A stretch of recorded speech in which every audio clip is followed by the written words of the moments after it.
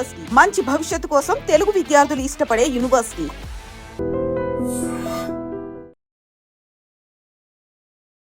Hi hello నమస్తే, welcome back to I dream media.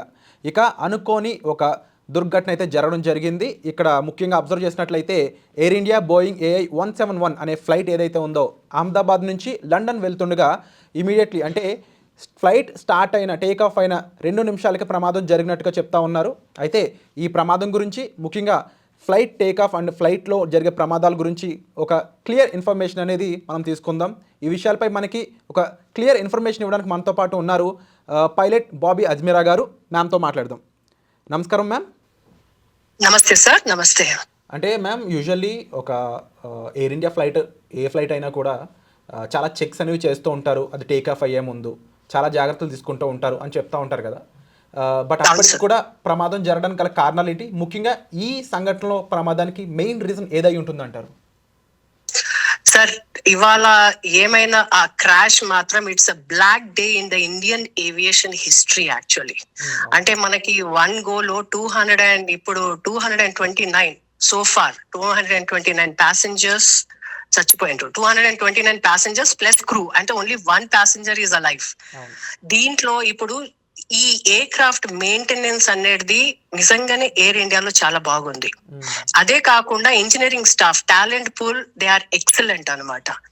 And ప్రతి aircraft కి before take off every engineer staff will check every instrument and they will give a go signal. అంటే they will sign 1 certificate అనమాట. Every parts, every instrument is working, you can take off అని చెప్పేసి. So ఆ రకంగా we have no doubt about it. Coming to the ఈ plane లో accident, ఇప్పుడు pilots licence current ఉన్నాయి, మెడికల్ లైసెన్స్ కరెంట్ ఉన్నాయి, training procedures as per standard operating procedures ICAO standard ప్రకారం, కంపెనీ స్టాండర్డ్ ఆపరేటింగ్ ప్రొసీజర్ ప్రకారం it is up to the mark అనమాట.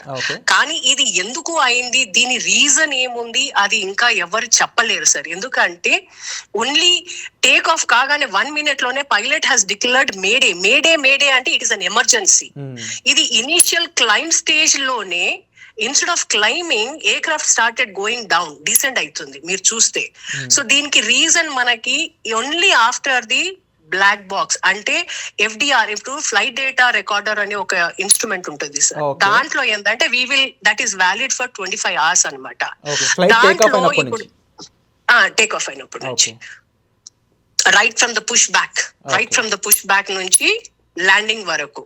So దీంట్లో దీంట్లో ప్రతి మైన్యూట్ అన్నమాట, ఎమర్జెన్సీ ఎక్కడ ఫెయిలియర్ ఉంది, ఏ సిస్టమ్ ఫెయిల్ అయింది, ఏం హెడింగ్ ఉంది, ఏం యాటిట్యూడ్ ఉంది, ఏం ఆల్టిట్యూడ్ లో అది టర్న్ అవుతుంది, హెడింగ్ అంటే స్పీడ్ ఎంత ఉంది, everything is recorded in it. So and take off ముందు మనకి ఫ్లైట్ డిస్పాచ్ నుంచి we will get the weather details, we will get the flight path details, we will get the based on the speeds, మన fuel calculations అన్ని ఉంటాయి అనమాట. So we need not worry. ఇది ఇంకొకటి మనకి CVR అని ఉంటుంది అనమాట. That is like cockpit voice recording. That validity is only for 2 hours. అంటే కాక్పిట్ లో పైలట్స్ ఏం మాట్లాడతారు కూడా దాంట్లో రికార్డింగ్ అయి ఉంటుంది. సో ఈ సందర్భంలో ఇప్పుడు తెలిసిన విషయం ఏంటంటే investigation team has captured the black box. They have to investigate. దాని తర్వాతనే మనకు తెలుస్తుంది what is the actual reason. It is too early to talk about the what is the emergency, what has happened. It might be a engine failure, it might be a bird hit, it might be a other instrument. We really don't know what is what. And ముఖ్యంగా ఇది ఒక international flight journey అని చెప్పొచ్చు. And Ahmedabad to London, అందులోనూ 52 members London residents అనేది ఉండడం జరిగింది. అయినప్పటికీ కూడా ముఖ్యంగా ఒక ఇంటర్నేషనల్ ఫ్లైట్ టేక్ ఆఫ్ అవుతుంది అన్నప్పుడు ఇలా ఫ్లైట్ ఇష్యూ జరిగినాక కమాండింగ్ ఆఫీస్ ఏదైతే ఉంటుందో కంట్రోల్స్ అనేవి ఎవరి చేతిలో ఉంటుంది? మేజర్గా పైలట్సే దానికి జాగ్రత్తలు తీసుకోవడానికి మెయిన్ రీజన్ ఏమైనా స్కోప్ ఉంటుందా, లేకపోతే కమాండింగ్ ఆఫీస్ దగ్గరలో ఉన్న దగ్గర నుంచి ఏమైనా దాన్ని కంట్రోల్ చేసే ఛాన్సెస్ ఉంటాయంటారా? లేదు సార్. ఇప్పుడు కాక్పిట్ లో 2 క్రూ ఉంటారు అనమాట. ఒకటేమో కెప్టెన్ ఉంటాడు, ఇంకొకడేమో అసిస్ట్ చేస్తా ఉంటాడు, కో పైలట్. సో ఇప్పుడు ఒకటి ఏంటంటే he will be doing the communication while the whole route అనమాట. అండ్ ఒక ఆయనేమో ఫ్లై చేస్తాడు. So that particular flight, the person who flies is the commander of the flight. So it can be some times ఏమైపోతుంది అవుతుందంటే ఇద్దరు commanders ఉంటారు, some times ఏమో ఒక కమాండర్ ఒక కో పైలట్ ఉంటారు. కాబట్టి ఈ ఫ్లైట్ లో మాత్రం ఒక కమాండర్ అండ్ ఒక కో పైలట్ ఉంటారు. So the captain is the commander of the flight and no captain wants to die sir. Nobody wants to die whether it is a domestic or international flight. It is a very bad thought that today these things are happening. మనకు అయింది కానీ అది ఏమైందో we have to still look into it. ఇంకొకటి ఏంటంటే ఇప్పుడు Boeing 787 Dreamliner is an advanced technology, performance wise advanced ఉంది. దీనికి అన్ని రకంగా ఇట్ ఈస్ ద లేటెస్ట్ అన్నమాట. So but still what happened అనేది nobody has a clue. And moreover Bobby Ajmeera గారు, అండ్ జనరల్గా ఫ్లైట్ ల్యాండింగ్ ఇలాంటి సిచ్యువేషన్లో ఉన్నప్పుడు అక్కడ ఉన్న సిచ్యువేషన్లో ఇది రైట్ నౌ ఒక మెడికల్ కాలేజ్కి సంబంధించిన హాస్టల్ మీద ల్యాండ్ అయినట్టయితే క్లియర్గా మనకి పిక్చర్స్ అన్నీ కూడా తెలుస్తూ ఉన్నాయి. బట్ ఆ ల్యాండింగ్ కూడా అంత కష్టంగా ఉంటుందా, ఎలా ఉంటుంది, దాని గురించి కాస్త ఐడియా ఇస్తారా? సార్ ఇది ల్యాండింగ్ కాలేదు సార్, లెట్ us అండర్స్టాండ్. ఇది ల్యాండ్ కాలేదు, aircraft has dropped, complete out of control అని చెప్పొచ్చు అంటారు. కంప్లీట్లీ ఎమర్జెన్సీ, ఇంకా అవుట్ ఆఫ్ కంట్రోల్ అంటే there might be, you cannot అన్నమాట. It is just take off mode లోనే ఉంది అది. సో అది కెప్టెన్ కి కూడా బై ద టైం, ఎందుకంటే 600 feet by the time he could really connect it, flight is down, fraction of second లో flight down ఉంది. కాబట్టి they might be also in the shock. And వాడి ఏటీసీ కి captain mayday mayday అని అనే captain కి ఆయన రెస్పాండ్ చేసే వరకు we are nowhere, we are in the ground. అంటే ఆ టైంలో ప్యాసింజర్స్ ని కూడా కాపాడలేని టైంలా కనిపిస్తుంది మీరు చెప్తున్న, చాలా ఫ్రాక్షన్ ఆఫ్ సెకండ్స్ లా కనిపిస్తుంది. అన్ఆంటిసిపేటెడ్ యాక్సిడెంట్ ఇది, అన్ఆంటిసిపేటెడ్ యాక్సిడెంట్ ఇది. So very critical. అది ఏమైంది, ఎలా అయింది కూడా we don't know. It is a very sad thing. మనకు ఉట్టి ఇన్వెస్టిగేషన్ టీమ్ అది మొత్తం ఇన్వెస్టిగేట్ చేసిన తర్వాతనే we will know what is the technical issue అని. అంటే హిస్టారికల్ గా కానీ లేకపోతే ఒక బ్యాక్ డేటా చూసుకున్నట్లయితే ఇలాంటి ప్రమాదం ఎప్పుడైనా జరిగిందా, ముఖ్యంగా దానికి పాసిబుల్ రీజన్స్ ఏ ఉండే ఛాన్సెస్ ఉన్నాయంటారు? సార్ ఇప్పుడు జనరలీ ఏంటంటే జరిగిన ఇన్సిడెంట్స్ చాలా తక్కువ, ఎందుకంటే మనకి as per the data aviation mode of travel is the very safest travel. And technology కూడా it's a very advanced technology కాబట్టి, అండ్ ఇన్సిడెంట్స్ కూడా అయినాయి. బట్ ఈచ్ ఎయిర్ క్రాఫ్ట్ కి డిఫరెంట్ రీజన్స్ ఉన్నాయి. There is no pilot error in it, it is an machine error. ఎందుకంటే అది machine sir. మనం ఇప్పుడు కార్ తీసుకొని ఇంటి నుంచి బయటికి వెళ్ళినప్పుడు కార్ నడుస్తుంది, సడన్లీ కొంచెం దూరంతో పోయిన కార్ ఆగిపోతే వీ డోంట్ నో కదా, we have to call the helper or technician. So unless and until we examine what has happened, it is too early to talk about it. And ముఖ్యంగా monsoon season అనేది వస్తూ ఉంది. ఈ టైంలో కూడా కొన్ని roots అనేవి ఆపుతూ ఉంటారు. క్లైమేటిక్ రీజన్స్ కూడా ఈ ప్రమాదానికి సంబంధం లేకుండా నేను అడుగుతుంది జనరిక్గా, క్లైమేటిక్ రీజన్స్ అనేవి కూడా ఎక్కువ రోల్ ప్లే చేస్తాయి అంటారు కదా సార్? క్లైమేటిక్ రీజన్స్ ఎక్కువ ప్లే చేస్తుంది డెఫినెట్లీ. మేము ఫ్లైట్ పాత్ అని మా రూట్ కి ఈ destination A to destination B కి వెళ్ళేటప్పుడు it is a fixed route plan అనమాట. సో వీళ్ళు టేక్ ఆఫ్ అప్పుడు weather is good, ATC permission ఇచ్చింది కదా for the take off. So the weather is good, so we cannot count for the weather also, we cannot claim weather is bad and all that stuff. So నేను ఇప్పటికీ అదే అంటున్నాను, it is not the weather, it is a technical issue. ఆ ఏం technical issue ఉందో మనకి ఎవరికి తెలియదు unless and until it is too early. It is very early to talk about it. Yeah. So ఓవరాల్గా చూసుకున్నట్లయితే ముఖ్యంగా బాబీ అజ్మీరా గారు చెప్పిన ఈ విషయాలు కూడా పరిగణలోకి తీసుకున్నట్లయితే ఇంకా అసలైన ఇన్వెస్టిగేషన్ జరిగాక వచ్చే నిజాలు ఏ విధంగా ఉంటాయి, అండ్ ముఖ్యంగా ఇక్కడ పైలట్ తప్పిదం అయితే లేదు, కానీ మిషన్ అనేది ఈ రకంగా మారడానికి లేకపోతే ఈ రకమైన తప్పిదం జరగడానికి ఆ మిషన్లో ఏం జరిగింది అనేది కూడా తెలుసుకోవాల్సిన అవసరం అయితే ఇంకా ఎంతో ఉంది. అండ్ బాబీ అజ్మీరా గారు ఇప్పుడు ఓవరాల్గా ఈ ఫ్లైట్ గురించే చూసుకున్నట్లయితే దీని కెపాసిటీ కానీ లేకపోతే దీని ఇంజన్ పరంగా కానీ ఏదైనా స్పెసిఫికేషన్స్ చెప్తారా మామూలు ఎలా ఉంటుంది ఎయిర్ బోయింగ్ అనేది? అంటే ఇప్పుడు బోయింగ్ 787 డ్రీమ్ లైనర్ అనేది దీని కెపాసిటీ ఆల్మోస్ట్ 300 వరకు ఉంటుంది సార్. అంటే డిపెండ్స్ అనమాట. సో దీనికి ఈ ఎయిర్ క్రాఫ్ట్ కి 300 వరకు, 300 లో మనకి 242 టోటల్ ప్యాసింజర్ ఎందుకు అంటారంటే మనం ఏటీసీ లో ఈ డేటా ఇవ్వాలి, how many passengers are on board. So that includes even the captain and cabin crew. That is the total passenger.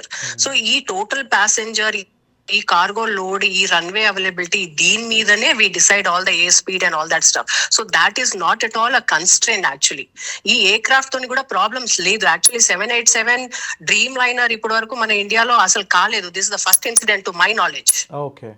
And ఈ బ్లాక్ బాక్స్ గురించి మీరు ఇక్కడ మెన్షన్ చేయడం జరిగింది, కాస్త దాని గురించి కూడా క్లుప్తంగా చెప్తారా? సార్ ఈ బ్లాక్ బాక్స్ అనేది it is nothing but the air craft లో ఏమైనా మాల్ ఫంక్షన్ ఉన్నప్పుడు ఈ బ్లాక్ బాక్స్ లో ఇండికేట్ అవుతుంది అనమాట.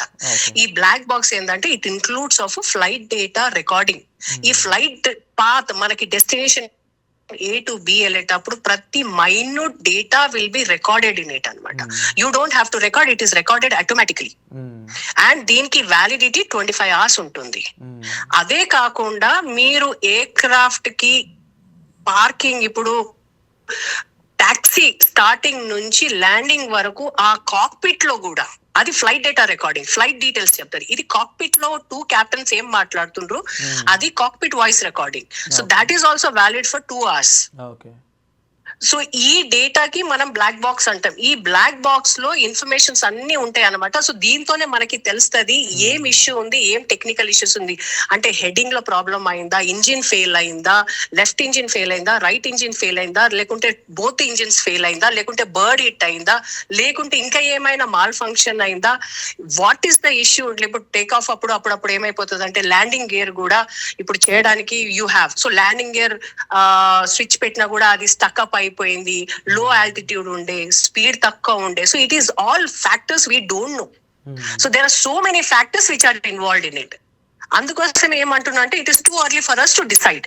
ఓకే, సో ఎవరు రెస్పాన్సిబిలిటీ అని చెప్పడానికి కూడా ఇప్పుడు టైం అయితే కరెక్ట్ కాదని చెప్తవచ్చు. అండ్ మరీ ముఖ్యంగా ఆఫ్టర్ ఇన్వెస్టిగేషన్ యూజువల్లీ ఇది ఎవరెవరి మీద, అంటే ఏ డిపార్ట్మెంట్స్ మీద మోస్ట్లీ ఫోకస్ ఉండే ఛాన్స్ ఉందంటారు?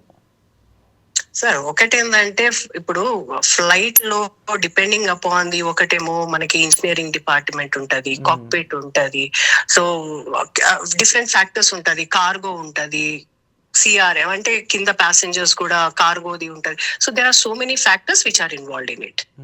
ఇప్పుడు ఏంటంటే మనకి టేక్ ఆఫ్ అప్పుడు జనరల్లీ ఏంటంటే it's a very critical period. It is initial take off hardly 600 feet కి అది టైం అయింది. అంటే 1 minute లోనే the flight instead of climbing అది కిందికి వస్తున్నప్పుడే కెప్టెన్ రియలైజ్ అయిపోయి మేడే అని అన్నాడు. కానీ టైం లేదు, ఎందుకంటే ఫ్యూల్ ఫుల్ ఉంది, ప్యాసింజర్ ఫుల్ ఉంది, ఎయిర్ క్రాఫ్ట్ క్లైంబ్ అయితలేదు.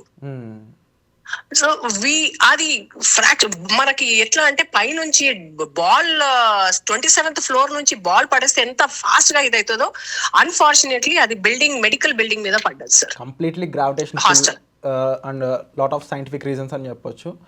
And usually flight take off అయ్యాక, అంటే యాజ్ ఎ పైలట్గా మీరు ఎన్నో ట్రావెల్ చేస్తుంటూ ఉంటారు, ఫ్లైట్ టేక్ ఆఫ్ అయ్యాక అండ్ ఈ జనరల్ ఏమేమి ఉంటుంది, మేము చూసినంత వరకు విన్నంత వరకు ఫ్లైట్ అటెండెంట్స్కి, ఫ్లైట్ సిబ్బందికి మీరు ఇచ్చే కొన్ని కమాండ్స్ కానీ అండ్ జనరల్గా ప్రొసీజర్ ఏ విధంగా ఉంటుంది అంటారు? ఏం లేదు sir, as soon as you take off like there are certain speeds అనమాట. V1 స్పీడ్ ఉంటుంది, అది క్రాస్ అయితే you cannot do the reject take off అనమాట. So then you have a rotating speed, దాని తర్వాత you have a climbing speed, positive climb అంటే then you put the landing gear, then flaps మెల్లమెల్లగా. So there are separate levels till you go into the cruising level. This all comes into the climbing level అనమాట. Once the cruising level is there, you are stabilized. And once you reach your destination, you start descending with the ATC control and you tell anamata. So deentlo em ayipothundante in any phase of life there might be an emergency. Okay, but aa emergency ki meeku time untundi to think, act upon on it. Kani idi take off time ki ayipoyindi kabatti firstly there is very marginal time to think and act upon it. True Flight is full, so ఈ incidents చాలా rare అవుతుంది and very unfortunate.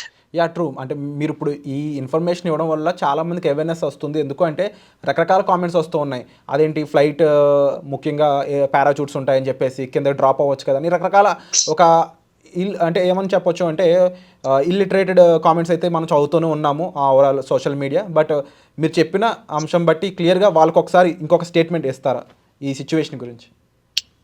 అంటే ఏమైపోతుంది అంటే sir, there are 2 kinds of incidents and accidents. ఒకటేమో anticipated emergency, అంటే you have time to act and reduce that malfunction risk and you can solve it. Unanticipated ante you don't have time to act upon it. Ee incident lo it is an unanticipated ante during the time of climb only You don't know, you will be so busy in climbing, navigating, communicating anamata. So this is it comes under the pocket of unanticipated. Ippudu meer cheppindi ee idendi during emergency, if in case of ditching or land appudu endante manaki adi untadi water appudemo akada life jackets untadi, land appudemo slide rafts untayi manaki. So adi, but there is no, వాళ్ళు చెప్పినట్టు there is nothing much beyond that. Yeah and ఓవరాల్గా చూసుకున్నట్లయితే ఒక ఇందులో 52 members London residents కానీ లేకపోతే మిగిలిన Indians అయి ఉండొచ్చు. అండ్ ముఖ్యంగా ex chief minister of Gujarat కూడా ఉండడం జరిగింది. అయితే ఇప్పుడు ఈ అంశం చాలా బ్లాక్ మార్క్గా మారే ఛాన్స్ ఉందంటారు ఇండియా మీద, and that after Pakistan India conflict. Sir ఇది పాకిస్తాన్ ఇండియాకి ఏం కనెక్షన్ లేదు, బట్ ఇంటర్నేషనల్ గా మన మీద ఎలాంటి లేదు సార్. దిస్ ఇంటర్నేషనల్ అంటే Indian aviation and general aviation in abroad is 2 different things. But the incident, accidents are the reasons, ఎందుకంటే మిషన్ ఒకటే, ఎయిర్ క్రాఫ్ట్స్ ఒకటే, సో రూల్స్ ఆర్ ఒకటే. స్టాండర్డైజేషన్ ICAO రూల్స్ ప్రకారము everybody will follow the same rules, standard operating procedures. So this doesn't have anything to have an impact in the Indian market or US market or in the accidents. ఇప్పుడు ఎప్పుడైనా కావచ్చు sir, నేను అదే అంటున్నాను, accidents ఎప్పుడైనా కావచ్చు. ఎవరో అయినా కానీ ప్లాన్డ్ గా యాక్సిడెంట్స్ అవుతారంటే will be very cautious. So ఇంకా ఎలాంటి సో ఎలాంటి రిస్క్ అనాలిసిస్ మూమెంట్స్ కానీ ఇవి ఇంకా ఇంక్లూడ్ చేయాల్సి ఉంటుందంటారు ఇప్పటి నుంచి? సార్ రిస్క్ అనాలిసిస్ ఏంటంటే ఈ pilots are trained upon the emergencies అనమాట. ఇట్ క్యాన్ బి డిచ్చింగ్ అయినా, ల్యాండింగ్ అయినా, ఇన్స్ట్రుమెంట్ లోపల ఏమైనా ఇన్స్ట్రుమెంట్ వర్క్ పని చేస్తలేరు. So there are so many procedures where these people are upgraded, upskilled. Then only they are kind of put into the cockpit. అంటే usually ఎన్ని hours of flight training తర్వాత ఇలాంటి major flights నడిపే chance వస్తుందంటారు ma'am? అట్లా ఏం లేదు sir. As per Indian aviation ఇప్పుడు మీకు CPL చేయడానికి 200 hours కావాలి సార్. కమర్షియల్ పైలట్స్ లైసెన్స్ రావడానికి director general of civil aviation exams ఉంటాయి. ఆ ఎగ్జామ్స్ కి మీరు పాస్ అయితే మీకు 200 hours మినిమం ఎలిజిబిలిటీ క్రైటీరియా ఉంటుంది సార్. దాని తర్వాత మీరు ఎయిర్ బస్ అయినా, బోయింగ్ అయినా, ATR ఎయిర్ క్రాఫ్ట్స్ అయినా, ఇంకా ఏమైనా ఎయిర్ క్రాఫ్ట్స్ కి మీరు టైప్ రైటింగ్ చేయాలి. Those type rating is for 45 days. దాని తర్వాత you apply for any airline. So once you are recruited in the airline, మళ్ళీ airline will train you on that specific training anamata. Okay. వాళ్ళ emergency procedure, aircraft parts ఏముంది, what you have to do, how you have to do the crew resource management, integration with the ground, with the ATC, ఇవన్నీ ఉంటాయి. So all this training అయిపోయిన తర్వాత మళ్ళీ airline వాళ్ళు కూడా మీకు exam conduct చేస్తారు. ఆ ఎగ్జామ్ లో పాస్ అయిన తర్వాత then again you have a flight check. ఆ ఫ్లైట్ రూట్ చెక్ ఉంటుంది మీకు. ఆ దాని తర్వాత ఫైనల్ రూట్ చెక్ తర్వాతనే you will be released as a pilot, co pilot. So you will be released as a trainee pilot. So during that training pilot, they will be having lot of number of hours. Airline to airline it differs anamata. Dan tarvata you will be put as a co-pilot in the right seat. And then you will be assigned one mentor. Okay. You will be assigned one mentor. That mentor will be always kind of guiding you, mentoring you. So this is a very systematic, scientific way of training which is happening into the aviation segment. Okay. So ఇక్కడ చాలా క్లియర్గా అర్థమవుతుంది వాళ్ళు ఎంత training undergone అవుతారు అనేది. అంతేకాకుండా ముఖ్యంగా బాబీ అజ్మీరా గారు చెప్పిన విషయాలను బట్టి అబ్జర్వ్ చేస్తే యాక్చువల్ ఫ్యాక్ట్స్ అనేవి ఇంకా తెలుసుకోవాల్సిన అవసరం ఉంది. And thank you so much for the important information ma'am. Definitely చాలా మందికి ఐ ఓపెన్ అవుతుంది దీన్ని బట్టి.